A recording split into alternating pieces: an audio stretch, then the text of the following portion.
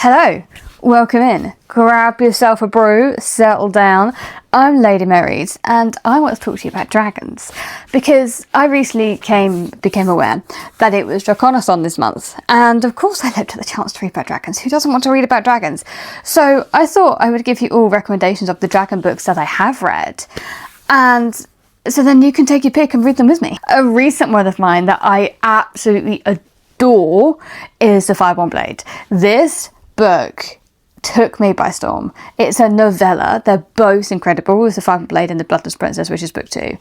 And there were some moments within this book that I just never expected. And I remember listening to the audiobook, stopping, staring into space, like, what have I read? What is The Fireborn Blade about? The Fireborn Blade is about, there is a female knight where her peers don't look down on her very well because she's a woman knight. So to prove herself, she thinks, I'm going to go steal the Fireborn Blade from this dragon's lair. And off she goes. It's more complicated than that pitch makes it sound. But if I tell you any more, I kind of want you just to go in kind of blind to this, because then you'll just be even more surprised as you read it. So The Fireborn Blade by Charlotte Bond, and then also The Bloodless Princess, because you just have to read book 2. It's just incredible. Dragon Rider. This is like Eragon but for adults, but even better because there's more expansive. It's more of everything. It is really good. This is it's a good series or a good book to bridge the young adult to adult. It just is, right? And I'm not gonna lie, I just love this book. You have Jai, who is our main character, and he was taken from his homeland, the Stepfolk, by the Sabines when he was 4 years old. So he has no idea of what his culture is, and he's basically kept to this place as a wall to keep his uncle in line. So, under Sabine rule, as it was. And it's kind of about, people vying for the throne. Jai comes into his own. He, especially as you go through to book 2, he steps up a lot and really understands who he wants to be and if he wants to be a leader or whatever he wants to do. And then you have the bonding of a dragon through this. The dragon lore, especially as you get into book 2, is really interesting. It's the cultivation magic system, which I want more of stuff like that. But it's not just simply he's the dragon, and it's not simply the dragon can understand you. It's more nuanced than that. There's more to it, and it's not just magic fixes everything, which is what I really, really like. Please, just dragon. I don't know what it is about this book. It reminds me so much of Eragon that it just warms my heart, but it's also different from Eragon, so it's not completely overtaking my life where I'm like, that's Eragon, like it's too much, right? It's just the right amount. And I don't know, I loved it. Another one which I really love, and I need to finish this series, but to finish it I have to reread The Waking Fire by Anthony Ryan. This, what if you used dragon blood to give yourself power? There is a war going on. It's very political. There's a female woman in this. One of my favourite characters. Like, she's an assassin, but she's using these different dragon bloods to give her access to this power. But there's also complications that come with using that. And I'm like, this is nice. This is cool. This is really, really good. I do need to finish the series, but look how long the books are. So I do need to go back and reread this. I don't know. It sounds interesting. There are still dragons in the world. I don't know. It did something different, and I just enjoyed it. Is this a cheat? Maybe. Am I trying? Look at the sun bleaching on that. Oh my god. I'm trying. Am I saying you need to read a whole 16-book series? No, but yes. Technically, this is a cheat. Fool's Fate has a lot of dragons in it. This kind of has dragons in it, although it's kind of lying and saying that it does. But there are dragons in it, just not what you think. Then there's the Rainworld Chronicles. Maybe live ships. I'm not going to say more than that. I can't say too much because it's spoilers. Anyway, go read 16 books, guys. A Dragon of Dewood Fen. This really surprised me. I really, really enjoyed it. This has my absolute favourite trope, but I can't tell you what the trope is because it's a massive spoiler. So there we go. But there's an inquisitor, there's somebody who is bonded to a dragon who shouldn't have. And it's kind of like if dragons had taken place of horses in the world. So they used them for everything. They used them as messengers. They used them to pull carriages. That is kind of how ingrained the dragon culture is in this world. And I loved it. And this is so underrated. And I'm sitting here realising I read this back in 2023 and I'm like, I need to go hunt and see if there's a book 2 release yet, because oh my god, this is a really good book. It's just, the audio is also really, really good. It's Percy's Pocket Guidebooks. If you like cozy and you like dragons, what more do you want than this? This is just perfection. This is so imagine you're a 40-year-old spinster, right? You've been treated horribly by your family, but you just put up with everything like from your sister, and you have a niece and a nephew and you love them dearly and you're basically being their caregiver and your sister is using you. So I got interrupted by a book and I'm trying to think, what is it? It's from Hachette. So, oh, I know what this is.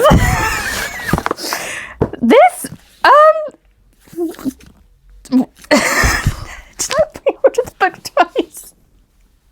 I don't remember pre-ordering this twice because I have the Goldsboro edition coming.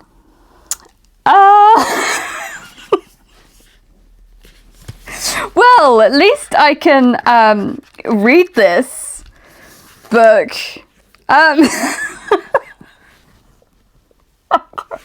Okay. Back to the video. Miss Percy's Pocket Guidebooks, a 40-year-old spinster who inherits a rock that turns out to be a dragon egg, and it hatches, and chaos ensues, a little quaint village in England. If that doesn't sell you on that book, I really don't know what will. So, but I can't get over the fact that I bought 2 editions of Song of the Legend Lost. I have no memory of pre-ordering the physical. I remember pre-ordering the audio, just not the physical. I'm baffled. Okay. I've never done this. Right. A Cat's Guide to Bonding with Dragons. This is cozy and this was just fun.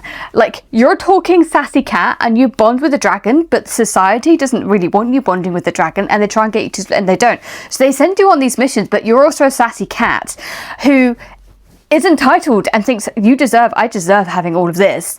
And I don't know, chaos happens. It's great fun. I am putting Ruin of Kings on here, but even though I didn't 100% vibe with this, why? Well, because I generally think it will vibe with some people. Now, I'm now just thinking if there technically is dragons in this, because there is a little, kind of, but not as what you think.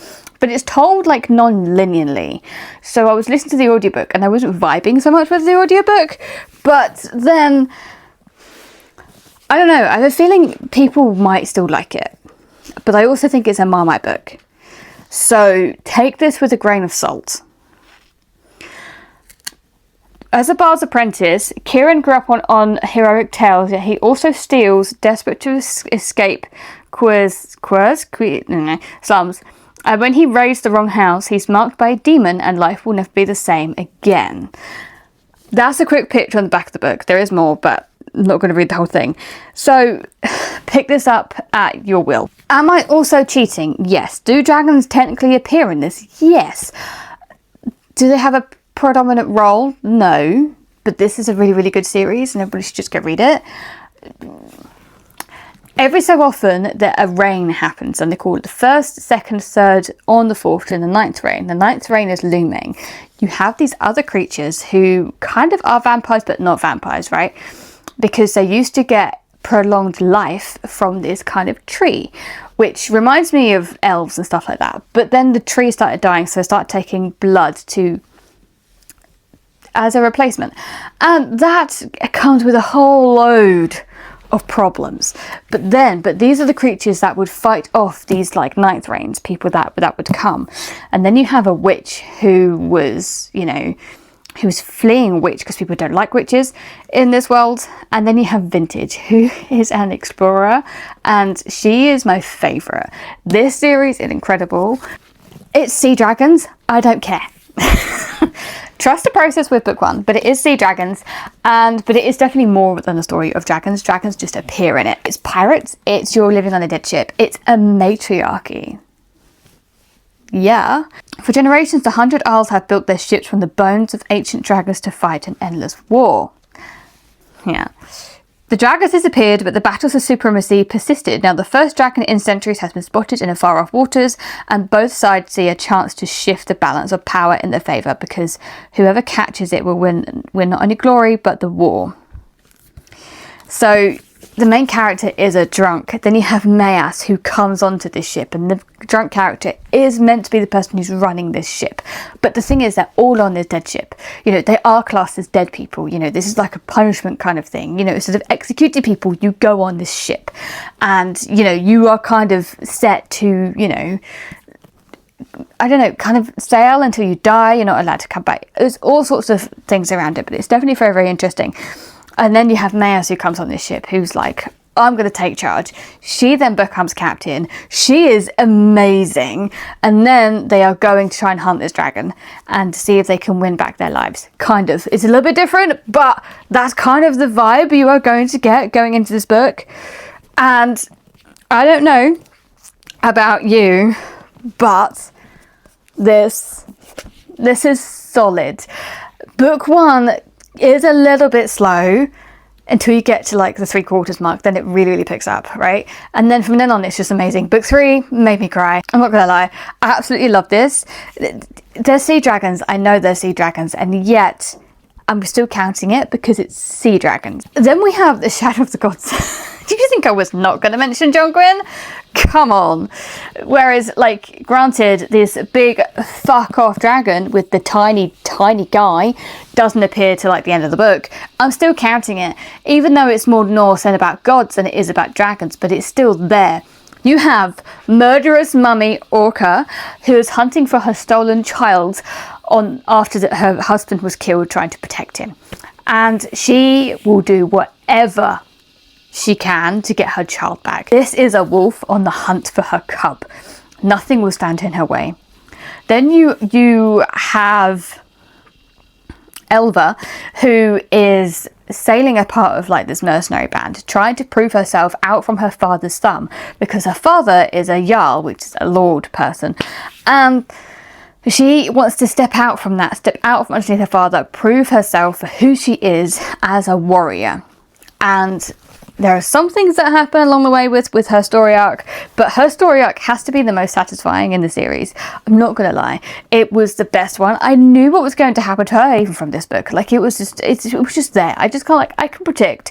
I don't know if it's because I've read Gwyn before, so I could see that happening, or because I kind of could see what he was setting up with her character to have this impact of a payoff at the end. But definitely what happens. Then there is Varg, who is a runaway slave, who is going to the Bloodsworn to try and wanting to ask them to use their Sethered Witch to perform this sort of ritual spell thing to find out how his sister died. Because he felt his sister die, but he wasn't there, he wasn't present, he didn't know why. And because they are both slaves, nobody's going to look into it, right?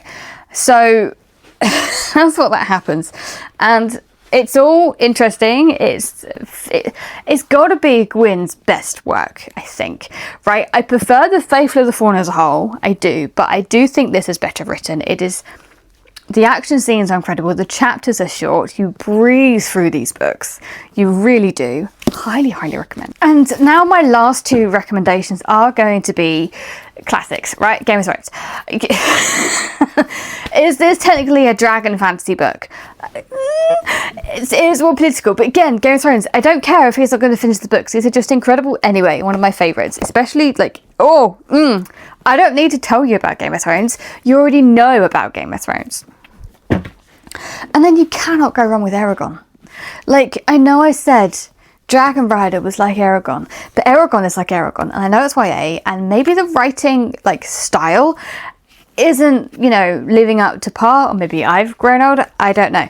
But the actual story behind it is really, really good, and I do highly, highly recommend it. This, I mean, do I need to tape it Aragon? I don't know, maybe not, but do read it. There was so much here that Chris Cipollini managed to do from such a young age, and I'm forever, I don't know, I read this series straight after Harry Potter, which Harry Potter got me into reading, and I jumped onto this series and I never stopped. So maybe this has a special place in my heart. But I hope you enjoyed these dragon recommendations. Let me know if you have any dragon recommendations down below that you think I haven't tried or haven't read yet. I will probably update this list as I read more dragon books, but there you go. That's to get you started on some dragon books, and I hope you enjoy, and I'll see you in the next one.